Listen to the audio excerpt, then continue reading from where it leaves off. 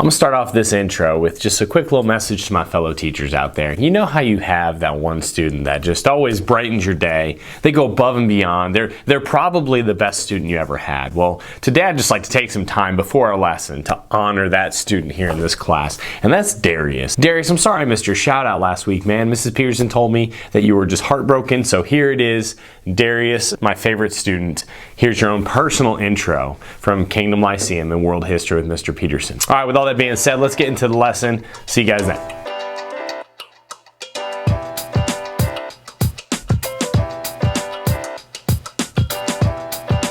We can edit that part about Darius out like after it airs, right? Okay, cool. Yeah, we'll do that. Like we'll just like put it on there for him to see it, and then we'll just take. All right, all jokes aside, all kidding aside, let's get into the lesson. Today we're gonna be talking about the foundations of one of the largest nations in the entire earth. And that's right, we're talking today about Russia. Where did Russia even come from? Why is it so big? How does it stay together with it being that big? If you remember back to other lessons in world history, the bigger a nation gets, the bigger an empire gets, the harder it is to control. And usually they collapse and fall apart. Not so with Russia, unless you count like the Soviet Union. I mean, that got really big and then collapsed eventually. Anyways, we're talking about the beginning of Russia. If you missed the last couple episodes on the Byzantine Empire, check them right here.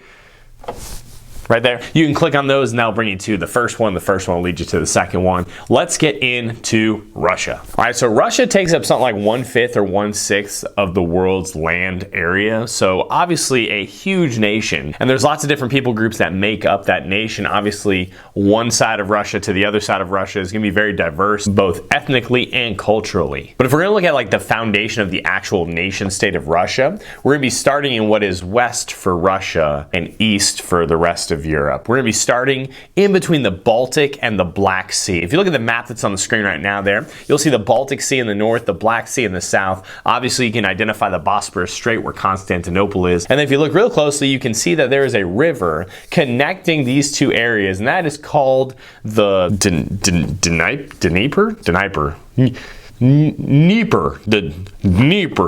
We're just going to call it the Dnieper River, all right? The Dnieper River connects the Baltic and the Black Sea. It's going to be a key river in the history of this area. As you can imagine, cities and settlements are going to pop up. Different people groups are going to fight over it, and we're going to look at all that today in the beginning of Russia. So let's go ahead and check it out. The first people group we're going to talk about are the Slavs. The Slavs. Now, not everyone in Russia is Slavic. In fact, probably a majority of people in Russia are not Slavic. However, at the beginning of their history, the Slavs were the ones who founded many of the key cities in Russia's early history. The Slavs were a people group in Central Europe. Eventually they would move into different parts of Europe. Then you had the Slavs that settled in the east. Those were the ones that chilled out here in between the Baltic and the Black Sea. Now the land in between the Baltic and the Black Sea is super lush. It is very desirable for a settlement. So the Slavs settled there, and obviously it's a great place to live. Unfortunately, in world history, as you probably know, whenever you have a great place to live, there's usually somebody else who also wants to live there.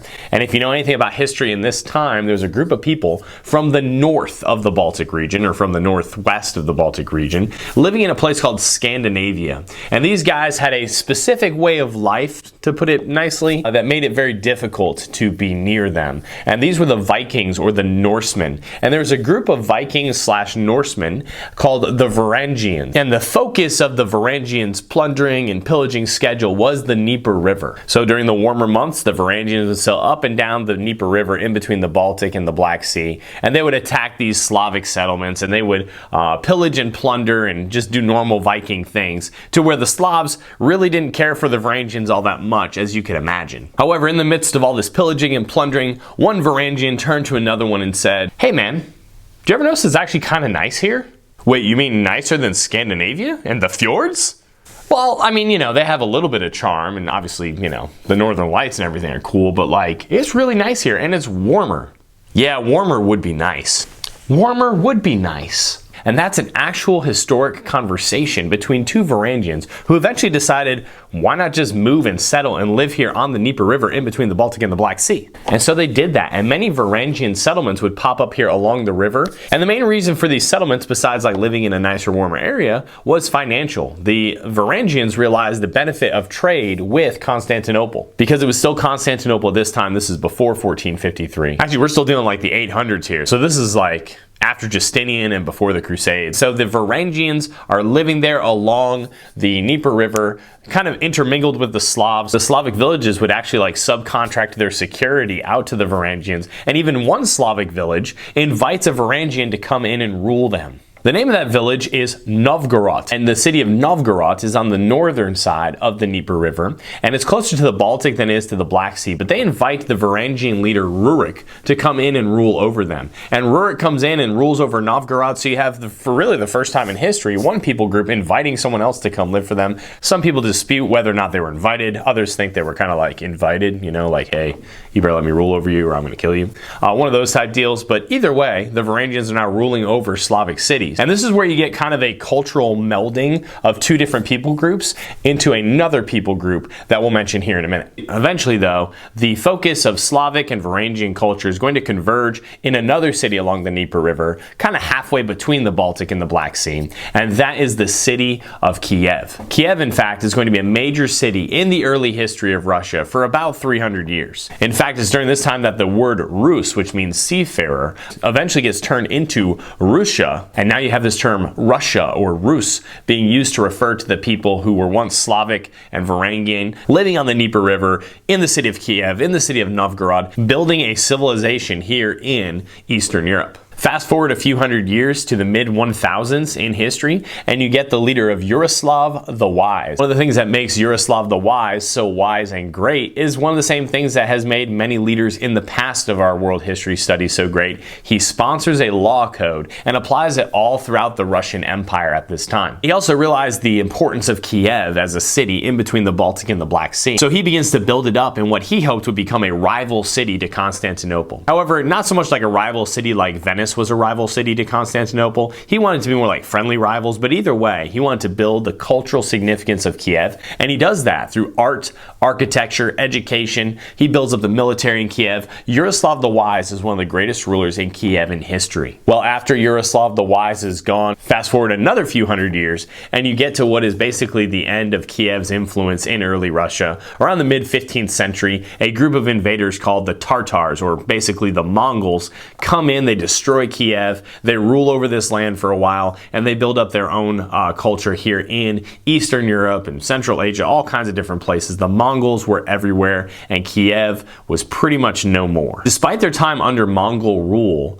early Russian history and culture, though, is preserved through many of the things that took place while Novgorod and Kiev were the main cities. One of the major decisions that impacted Russian culture for centuries, even to this day, was made by the ruler before Yaroslav the Wise, and that was Vladimir the Great. In the late 900s and early 1000s, Vladimir the Great made the key decision to adopt the Eastern Orthodox Church as the official religion of Kiev and eventually the official religion of Russia itself. This led to a furthering of the influence of the Byzantine Empire on early Russia. This Eastern Orthodox Church in Kiev would eventually turn into what is known as the Russian Orthodox Church. But one of the major things that this decision did was it kind of shut off Russia from the rest of the Western Europe that would ally themselves with the Roman Catholic Church. So that's kind of what made Russia almost like its separate entity, living in isolation. Even though it's pretty close to Europe, it's actually part of Europe for all intents and purposes as it grows and develops here over the next 500, 600 years or so. But it's that key decision made by Vladimir I about adopting which religion in the Russian Empire